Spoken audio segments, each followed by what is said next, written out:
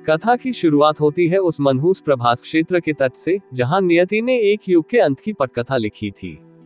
भगवान श्री कृष्ण, जिन्होंने महाभारत के धर्मयुद्ध में सारथी बनकर सत्य की विजय कराई थी, एक पीपल के वृक्ष के नीचे योग निद्रा में लीन थे। जरा नामक शिकारी के बाण को माध्यम बनाकर जब श्रीहरि ने अपनी लीला समेटी और वैकुंठ प्रस्थान किया, तो संपूर्ण ब्रह्मांड में एक ऐसी रिक्तता छा गई जिसकी भरपाई संभव न थी। श्री कृष्ण के देह त्यागते ही द्वारका नगरी समुद्र में समाहित होने लगी। अर्जुन, जो गांडीव के बल पर अजय माने जाते थे, असहाय खड़े देखते रहे। उनकी दिव्य शक्तियां क्षीण हो चुकी थीं। जैसे ही कृष्ण के चरण इस धरा से उठे, द्वापर युग का अंत हो गया और काल के कपाल पर कलियुग ने अपने खूनी नाखून गड़ा दिए। नदियां कराहने लगी, गायों की आंखों में आंसू आ गए और ऋषियों ने अनुभव किया कि अब ज्ञान पर अज्ञान का पर्दा पड़ने वाला है। धर्म, जो अब तक 3 चरणों तप, पवित्रता और सत्य पर खड़ा था, अब केवल एक ही लड़खड़ाते चरण दान के भरोसे रह गया था। श्री कृष्ण के प्रस्थान के बाद पांडव भी स्वर्गारोहण के लिए निकल गए और राज्य की कमान अर्जुन के पौत्र महाराज परीक्षित के हाथों में आई। परीक्षित एक धर्मपरायण राजा थे, लेकिन उनके शासनकाल में ही कलि ने संसार में प्रवेश की चेष्टा की। महाभारत युद्ध के बाद जब पांडव स्वर्ग चले गए, तब अर्जुन के पुत्र परीक्षित हस्तिनापुर के सम्राट बने। एक दिन महाराज परीक्षित अपने राज्य के भ्रमण पर निकले थे। उन्होंने देखा कि एक बैल, जो धर्म का रूप था, रो रहा है और उसका केवल एक पैर बचा है। एक गाय, जो पृथ्वी का रूप थी, भी अत्यंत दुखी थी। एक काला, कुरूप शूद्र जैसा व्यक्ति, कले पुरुष, उस बैल को डंडे से मार रहा था। राजा परीक्षित यह अधर्म देख क्रोध से भर गए। उन्होंने अपनी तलवार निकाली और कले का वध करने के लिए आगे बढ़े। मृत्यु को सामने देख कले पुरुष कांपने लगा और तुरंत राजा के चरणों में गिरकर प्राणों की भीख मांगने लगा। चूंकि कले ने शरण मांग ली थी, इसलिए शरणागत वत्सल राजा परीक्षित ने उसे मारा नहीं। लेकिन कले ने कहा, हे राजन, संपूर्ण पृथ्वी पर आपका राज्य है, मैं कहाँ रहूं? मुझे रहने के लिए कोई स्थान दीजिए। तब परीक्षित ने कले को 4 ऐसे स्थान दिए जहां अधर्म का वास होता है। पहला, जुआ, जहां छल कपट और धोखेबाजी होती है। दूसरा, मदिरा, जहां नशा और विवेकहीनता होती है। तीसरा, स्त्री संग, यहाँ इसका अर्थ पर स्त्री गमन या अनैतिक संबंधों से है। चौथा, हिंसा, जहां निर्दोष प्राणियों की हत्या होती है। कले बहुत चतुर था। उसने कहा कि ये 4 स्थान बहुत कम है, मुझे कोई एक और स्थान दीजिए। तब परीक्षित ने उसे 5वां स्थान दिया, स्वर्ण। यहाँ स्वर्ण का अर्थ अधर्म और बेईमानी से कमाया गया धन है। कले को रहने के लिए जगह मिल गई थी, लेकिन वह राजा परीक्षित से बदला लेना चाहता था, क्योंकि राजा ने उसे नियंत्रित कर दिया था। राजा परीक्षित वैसे तो बहुत धार्मिक थे, लेकिन उस दिन उन्होंने मगध के राजा से जीता हुआ एक स्वर्ण मुकुट पहना था। वह मुकुट अधर्म के धन से बना था। जैसे ही परीक्षित ने वह मुकुट पहना, कले पुरुष को उसमें प्रवेश करने का मौका मिल गया। कले ने राजा की बुद्धि को भ्रमित कर दिया। मुकुट पहनकर राजा शिकार के लिए जंगल गए। वहां वे बहुत प्यासे थे। वे ऋषि शमीक के आश्रम पहुंचे। ऋषि उस समय गहरे ध्यान में थे, इसलिए उन्होंने राजा का स्वागत नहीं किया। कले के प्रभाव में होने के कारण शांत स्वभाव वाले परीक्षित को बहुत क्रोध आया। उन्होंने अपनी मर्यादा भूलकर पास पड़ा हुआ एक मरा हुआ सांप उठाया और ऋषि के गले में डाल दिया। जब ऋषि शमीक के पुत्र श्रृंगी को ये पता चला, तो उन्होंने क्रोध में आकर राजा को श्राप दे दिया। आज से 7वें दिन तक्षक नाग के डसने से इस मर्यादा तोड़ने वाले राजा की मृत्यु हो जाएगी। जब राजा को अपनी गलती का एहसास हुआ, तो उन्होंने राज्य त्याग दिया और गंगा तट पर जाकर शुकदेव मुनि से श्रीमद्भागवत कथा सुनी। 7वें दिन तक्षक नाग ने राजा को डसा और उनकी मृत्यु हो गई। शुरुआत में कलियुग का असर बहुत कम था, लेकिन धीरे धीरे इसने मनुष्य की सोच को निशाना बनाया। सबसे पहले परिवारों में दरार पड़नी शुरू हुई। निस्वार्थ प्रेम की जगह लालच ने ले ली, जिससे भाई भाई का दुश्मन बन गया और पिता पुत्र के बीच का सम्मान खत्म होने लगा। विवाह, जिसे एक जन्म जन्मांतर का पवित्र बंधन माना जाता था, वह केवल एक दिखावा और समझौता बनकर रह गया। कले ने इंसान के मन में इतना स्वार्थ भर दिया कि लोग दूसरों के दुख पर दुखी होने के बजाय उनका मजाक उड़ाने लगे। और परोपकार जैसी भावनाएं केवल किताबों तक सीमित होकर रह गईं। जैसे जैसे समय बीता, धर्म के नाम पर पाखंड बढ़ने लगा। मंदिर भक्ति के केंद्र न रहकर व्यापार के अड्डे बन गए, और धर्म का ज्ञान उन लोगों के पास चला गया जो केवल धन के भूखे थे। लोग ऊपर से धार्मिक दिखने का नाटक करने लगे, लेकिन भीतर अधर्म के बीज पनपने लगे। इसका बुरा असर प्रकृति पर भी पड़ा। धरती की उपजाऊ शक्ति कम होने लगी, नदियां सूखने लगी और मौसम का चक्र पूरी तरह बिगड़ गया। कले पुरुष अदृश्य होकर इंसान की इस दुर्गति पर हंसने लगा, क्योंकि अब इंसान ईश्वर की बनाई जीवित रचनाओं का तिरस्कार कर केवल निर्जीव वस्तुओं के पीछे भाग रहा था। कलियुग के मध्य चरण में समाज की पूरी व्यवस्था बिगड़ गई। अब नेतृत्व और सम्मान काबिलियत या अच्छे गुणों के आधार पर नहीं, बल्कि चालाकी और धोखेबाजी के आधार पर मिलने लगा। सत्ता और शक्ति का केंद्र बड़े बड़े शहरों और महलों तक सिमट गया, जहां केवल अहंकार की पूजा होने लगी। न्याय पूरी तरह खत्म हो गया। जिसके पास ताकत थी, वही नियम बनाने लगा। नतीजा ये हुआ कि निर्दोष लोगों को सजा मिलने लगी और बड़े बड़े अपराधी समाज में सम्मानित होने लगे। कले पुरुष ने इंसान के मन में झूठ और लालच जैसे जहर भर दिए, जिससे इंसान इतना स्वार्थी हो गया कि वह मामूली फायदे के लिए अपने परिवार और देश तक से गद्दारी करने को तैयार रहने लगा। पतन की स्थिति यहाँ तक पहुँच गई कि मनुष्य की शारीरिक शक्ति और उम्र तेजी से घटने लगी। संतों के अनुसार एक समय ऐसा आएगा जब इंसान की कुल उम्र मात्र 15-20 वर्ष रह जाएगी, और बहुत कम उम्र में ही शरीर बूढ़ा होने लगेगा, जो मानवता के पूर्ण विनाश का संकेत होगा। जैसे जैसे पाप बढ़ता गया, पृथ्वी उस बोझ को सहने में असमर्थ हो गई और विनाश की ओर झुकने लगी।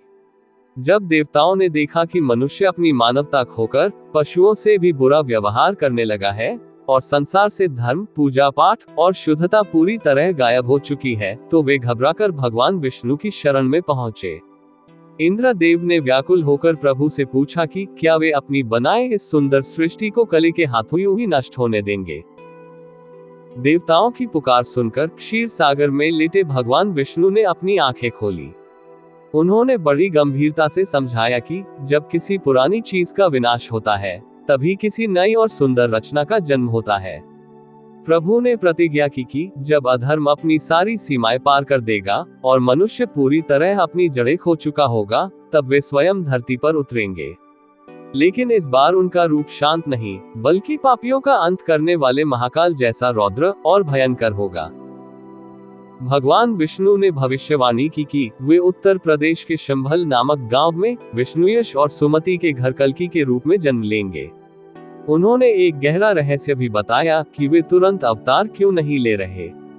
प्रभु ने कहा कि वे कली को उसका खेल पूरी तरह खेलने का मौका देंगे, ताकि जब वे कली का अंत करें तो अधर्म का छोटे से छोटा बीज भी बाकी न रहे और आने वाला नया सतयुग पूरी तरह पवित्र हो। जैसे जैसे कलियुग अपने अंतिम पड़ाव की ओर बढ़ेगा, कले पुरुष अपनी शक्ति को बचाने के लिए पूरी ताकत झोंक देगा। वह अपनी मायावी शक्तियों से कोका और विकोका नाम के दो अति शक्तिशाली असुरों को जन्म देगा, जो उसके मुख्य सेनापति बनेंगे। इन दोनों भाइयों को यह वरदान प्राप्त होगा कि जब तक वे कंधे से कंधा मिलाकर साथ युद्ध करेंगे, तब तक काल भी उनका अंत नहीं कर पाएगा। कले इन्हें अपनी ढाल बनाकर ईश्वर के भावी अवतार को चुनौती देने की योजना बनाएगा। भविष्य के उस दौर में पाप इतना बढ़ जाएगा कि धरती पर दिन और रात का भेद करना कठिन हो जाएगा और मानवता पूरी तरह सो चुकी होगी। लेकिन जब अंधकार अपनी पराकाष्ठा पर होगा, तब शंभल ग्राम की ओर एक दिव्य ज्योतिपुंज आकाश से उतरेगा। यह इस बात का संकेत होगा कि समय का चक्र अब घूमने वाला है। कलियुग का अंत निकट आएगा और भगवान कल्कि के रूप में न्याय की वह तलवार प्रकट होगी, जो अधर्म के साम्राज्य को समूल नष्ट कर देगी। आकाश से उतरी वह दिव्य ज्योति उत्तर प्रदेश के पावन शंभल ग्राम में जाकर थमेगी। वहां विष्णुयश नामक एक सदाचारी ब्राह्मण और उनकी धर्मपत्नी सुमति निवास करेंगे, जो घोर कलियुग में भी अपने धर्म पर अडिग रहेंगे। जब पूरी दुनिया प्रकृति के प्रकोप और समुद्रों के उफान से त्राही त्राही कर रही होगी, तब इस दंपति के घर वह अलौकिक घटना घटेगी जिसकी प्रतीक्षा देवता भी कर रहे होंगे। भविष्य की उस विशेष रात, जब मार्गशीर्ष मास की शुक्ल पक्ष की द्वादशी तिथि को चंद्रमा पुष्य नक्षत्र में प्रवेश करेगा, तब शंभल की पूरी वायु अचानक केसरिया खुशबू से भर जाएगी। आधी रात के घने सन्नाटे में विष्णुयश के घर से एक ऐसा प्रकाश फूट पड़ेगा जिसकी चमक करोड़ों सूर्यों को भी फीका कर देगी। उसी दिव्य क्षण में भगवान विष्णु अपने 10वें अवतार कल्कि के रूप में सुमति के गर्भ से इस धरा पर अवतरित होंगे। जैसे ही प्रभु का प्राकट्य होगा, संसार की बुरी शक्तियों के विनाश की उल्टी गिनती शुरू हो जाएगी।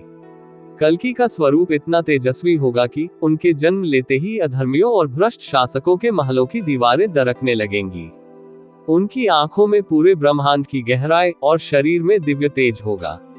ये साधारण शिशु का जन्म नहीं, बल्कि उस महाशक्ति का उदय होगा जो सोई हुई मानवता को जगाकर फिर से सत्य की स्थापना करने के लिए शस्त्र उठाएगी। भविष्य में जन्मे बालक कल्कि का बचपन सामान्य बालकों जैसा नहीं होगा। वे अत्यंत शांत और गंभीर होंगे, लेकिन उनके भीतर असीमित ज्ञान और शक्ति का भंडार छिपा होगा। उन्हें मिटाने के लिए कले पुरुष कई मायावी असुर और विघ्न भेजेगा, परंतु प्रभु के दिव्य तेज के सामने वे तिनके की तरह भस्म हो जाएंगे। शंभल के लोग उस बालक को देखकर चकित रहेंगे, क्योंकि उनकी उपस्थिति मात्र से ही हिंसक पशु भी शांत हो जाएंगे और मुरझाए हुए वृक्षों में नए प्राण फूंक दिए जाएंगे। जैसे ही बालक कल्कि युवावस्था की ओर बढ़ेंगे, वे सत्य और शस्त्र की खोज में महेंद्र पर्वत की ओर निकल जाएंगे। वहां उनकी भेंट चिरंजीवी भगवान परशुराम से होगी, जो युगों से अपने इस दिव्य शिष्य की प्रतीक्षा कर रहे होंगे। परशुराम जी उन्हें वेदों का गुप्त ज्ञान और अजेय अस्त्र शस्त्रों की विद्या सिखाएंगे। अपनी शिक्षा के दौरान कल्कि हिमालय की बर्फीली कंदराओं में महादेव की कठोर तपस्या करेंगे। उनकी भक्ति से प्रसन्न होकर भगवान शिव स्वयं प्रकट होंगे और उन्हें 3 दिव्य उपहार देंगे। मन की गति से उड़ने वाला श्वेत अश्व देवदत्त, अधर्मियों का काल बनने वाली तलवार रत्नमारु और एक सर्वज्ञ तोता जो उन्हें शत्रुओं की हर चाल की सूचना देगा। ये शक्तियां कल्कि को एक ऐसे योद्धा में बदल देंगी जिसे हराना कले पुरुष की मायावी सेना के लिए असंभव होगा। शस्त्र और वरदान पाकर जब कल्कि वापस लौटेंगे, तो वे संसार के उन लोगों को एकजुट करेंगे जो अब भी धर्म के मार्ग पर अडिग होंगे।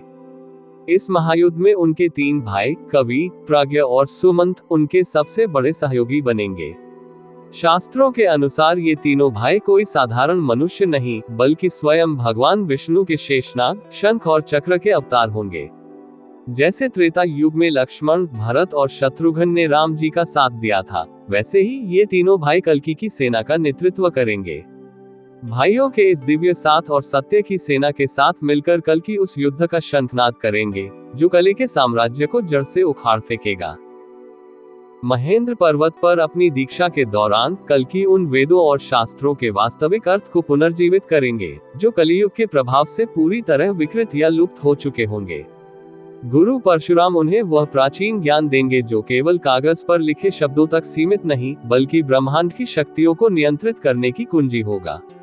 यह आध्यात्मिक ज्ञान कल्कि को यह समझने की शक्ति देगा कि किस समय और किस परिस्थिति में धर्म की रक्षा के लिए शस्त्र उठाना अनिवार्य है। गुरु के सानिध्य में कल्कि ब्रह्मास्त्र, नारायणास्त्र और पाशुपतास्त्र जैसे महाविनाशकारी दिव्य अस्त्रों को चलाने की गुप्त विद्या सीखेंगे। इसके साथ ही वे ऐसी युद्ध कला में निपुण होंगे जो भविष्य के आधुनिक विज्ञान की कल्पना से भी परे होगी, जैसे कि केवल संकल्प मात्र से वायु के कणों को शस्त्र में बदल देना, या मन की गति से युद्ध क्षेत्र में अपनी उपस्थिति दर्ज कराना। ये शक्ति उन्हें संसार के किसी भी मायावी शत्रु के सामने अभेद्य बना देगी। भविष्य में जब कल्कि अपनी शिक्षा पूर्ण कर वापस लौटेंगे, तो उनका स्वरूप एक शांत तपस्वी का नहीं, बल्कि एक अति शक्तिशाली योद्धा का होगा। उनके विशाल कंधे और फौलादी भुजाएं पहाड़ों को चूर करने की शक्ति रखेंगी। वे देखेंगे कि कली का प्रभाव अपनी अंतिम सीमा पर है। हवा में जहर घुला होगा, नदियां सूख चुकी होंगी और मनुष्य मानवता छोड़कर हिंसक पशु बन चुका होगा। इस विनाशकारी माहौल को बदलने के लिए कल्कि सबसे पहले अपने दिव्य भाइयों कवि, प्राज्ञ और सुमंत को एकजुट करेंगे, जो उनके दाहिने हाथ बनकर इस युद्ध का नेतृत्व करेंगे। कल्कि संसार के उन सुदूर कोनों और गुप्त गुफाओं में जाएंगे, जहां आज भी कुछ सच्चे धर्मात्मा और तपस्वी जीवित होंगे। वे हिमालय के उन ऋषियों और वीरों को संगठित करेंगे, जो युगों से इस अंतिम धर्म युद्ध की प्रतीक्षा कर रहे होंगे। भगवान राम की वानर सेना और कृष्ण की नारायणी सेना के बाद ये ब्रह्मांड की सबसे शक्तिशाली और भयंकर धर्म सेना बनेगी। इसमें केवल साधारण सैनिक नहीं, बल्कि युगों युगों से जीवित सप्त चिरंजीवी भी उनके साथ आकर खड़े होंगे। भगवान परशुराम के मार्गदर्शन में हनुमान जी अपनी असीमित शक्ति से सेना का उत्साह बढ़ाएंगे, तो अश्वत्थामा, कृपाचार्य और व्यास जी अपनी युद्ध नीति और ज्ञान से कल्कि के अभियान को अभेद्य बनाएंगे। ये अमर विभूतियां, जो हजारों वर्षों से इस निर्णायक घड़ी की प्रतीक्षा कर रही थी, कल्कि की सेना के अदृश्य सेनापति के रूप में उभरेंगे, जिससे कलि की आसुरी शक्तियों का भय दुगना हो जाएगा। इस महायुद्ध में चिरंजीवियों की उपस्थिति यह सिद्ध करेगी कि सत्य कभी मरता नहीं है। जहां राजा बलि अपनी दानवीरता और संयम से सेना का पोषण करेंगे, वहीं ऋषि मार्कंडेय अपनी दिव्य दृष्टि से कलि की मायावी चालों को विफल करेंगे। यह इतिहास का इकलौता ऐसा युद्ध होगा जहां त्रेता और द्वापर युग के महाबली एक साथ मिलकर कलियुग के अंधकार को मिटाने उतरेंगे। इन 7 अमर आत्माओं का कल्कि के पक्ष में होना इस बात की गारंटी होगा कि अब ब्रह्मांड से अधर्म का समूल नाश होकर ही रहेगा। जब कलि पुरुष को कल्कि की सेना के बारे में पता चलेगा, तो वह अपनी मायावी सेना को पूरी दुनिया में सक्रिय कर देगा।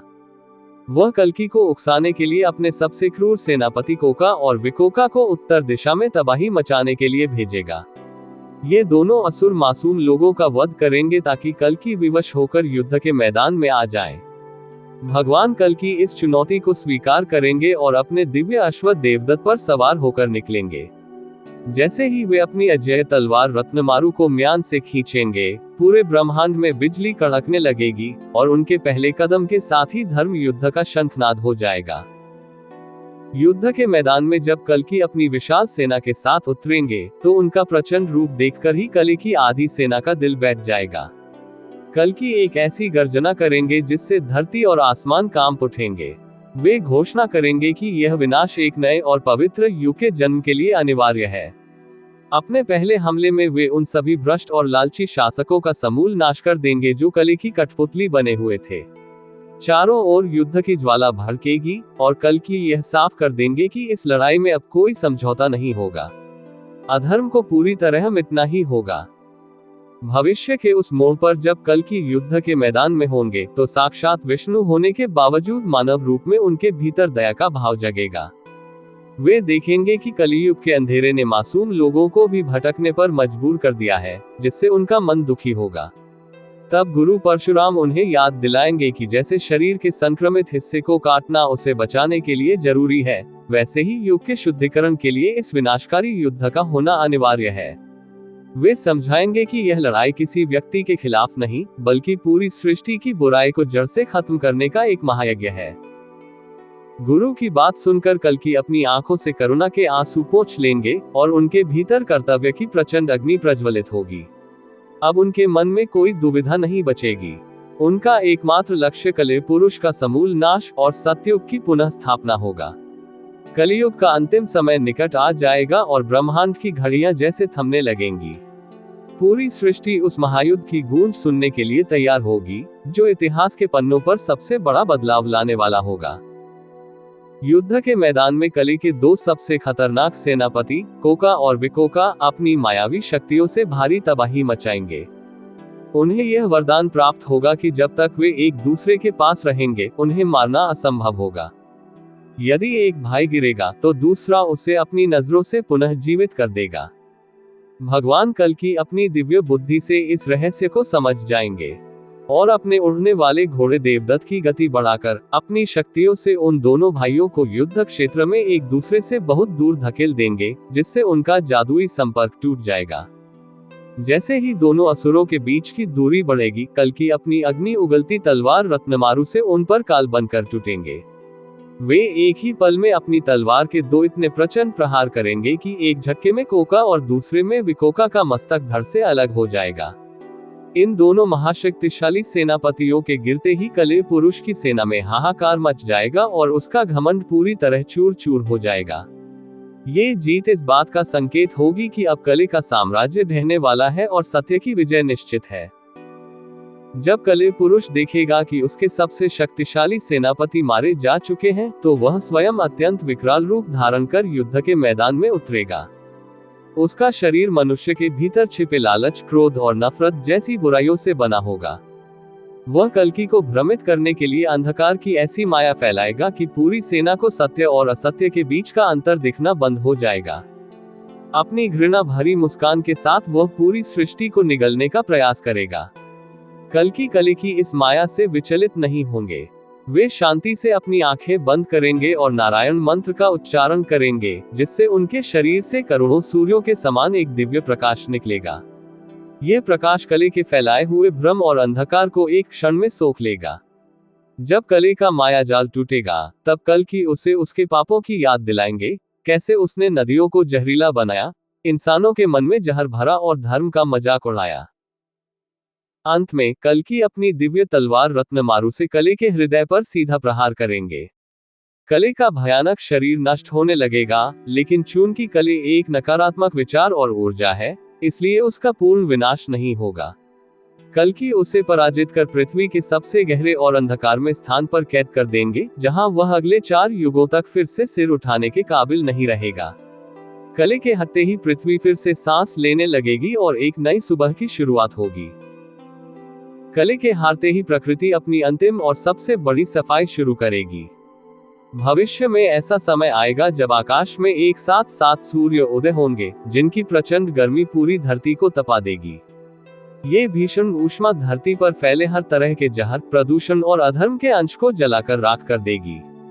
यह एक तरह की अग्नि परीक्षा होगी, जिससे गुजरकर ही पृथ्वी का कोना कोना फिर से शुद्ध और पवित्र हो पाएगा। अग्नि के बाद जल का पहरा होगा। धरती पर भयंकर भूकंप आएंगे और लगातार 7 दिनों तक ऐसी मूसलाधार वर्षा होगी जैसी पहले कभी नहीं देखी गई। ये प्रलय की वर्षा अधर्म के पुराने निशानों और पाप की गंदगी को धोकर समुद्र में बहा ले जाएगी। इस दौरान जो कुछ भी बुरा और अपवित्र होगा, वह मिट जाएगा, जबकि केवल वही लोग और वस्तुएं सुरक्षित बचेंगी जो धर्म के मार्ग पर होंगी और भगवान कल्कि की शरण में होंगी। भविष्य में जब प्रलय के बादल छटेंगे, तब एक नया सूर्योदय होगा, जो कलियुग के अंत और सतयुग के आरंभ का प्रतीक होगा। प्रकृति पूरी तरह बदल जाएगी। हवा में जहरीले धुएं की जगह फूलों की सुगंध होगी और नदियां फिर से शीशे की तरह साफ और मीठी हो जाएंगी। ग्रहों की एक दुर्लभ स्थिति बनेगी। जब सूर्य, चंद्रमा और बृहस्पति एक साथ पुष्य नक्षत्र में आएंगे, तब समय का चक्र फिर से शून्य से शुरू होगा और धरती पर पवित्रता का राज होगा। अपना लक्ष्य पूरा करने के बाद भगवान कल्कि अपनी तलवार रत्नमारु का त्याग करेंगे और एक विशाल यज्ञ का आयोजन करेंगे। वे पूरी पृथ्वी का शासन ऋषियों और विद्वानों को सौंप देंगे ताकि समाज फिर से वेदों और सत्य के मार्ग पर चल सके। इंसानों के भीतर से नफरत और लालच खत्म हो जाएगा। उनकी उम्र फिर से लंबी होने लगेगी और बीमारियां व अकाल जैसी चीजें केवल इतिहास के पन्नों में ही रह जाएंगी। हर मनुष्य फिर से दयालु और सत्यवादी बन जाएगा। जब धरती पर धर्म पूरी तरह स्थापित हो जाएगा, तब भगवान कल्कि अपनी दिव्य पत्नी पद्मा के साथ प्रजा को अंतिम आशीर्वाद देंगे। वे महेंद्र पर्वत जाकर अपने गुरु परशुराम जी के चरण स्पर्श करेंगे, जो अपने शिष्य की सफलता देखकर मुस्कुराएंगे। अपना अवतार कार्य पूर्ण कर भगवान कल्कि शंभल की भूमि से एक दिव्य ज्योति के रूप में वापस अपने वैकुंठ धाम को प्रस्थान करेंगे। उनकी यह लीला भविष्य में मानवता के लिए न्याय की सबसे बड़ी मिसाल बनेगी। कल्कि की यह कथा केवल एक युद्ध की कहानी नहीं, बल्कि एक बड़ी सीख है। ये हमें चेतावनी देती है कि जब पाप की सीमा पार होती है, तो विनाश तय है, लेकिन यह एक आशा भी है कि अंधेरा चाहे कितना भी गहरा हो, सत्य की जीत हमेशा होती है। ये चक्र ऐसे ही चलता रहेगा, सतयुग से कलियुग और फिर से सतयुग। अंत में भगवान का वही वचन गूंजता रहेगा कि धर्म की रक्षा और बुराई के अंत के लिए वे हर युग में अवतार लेते रहेंगे।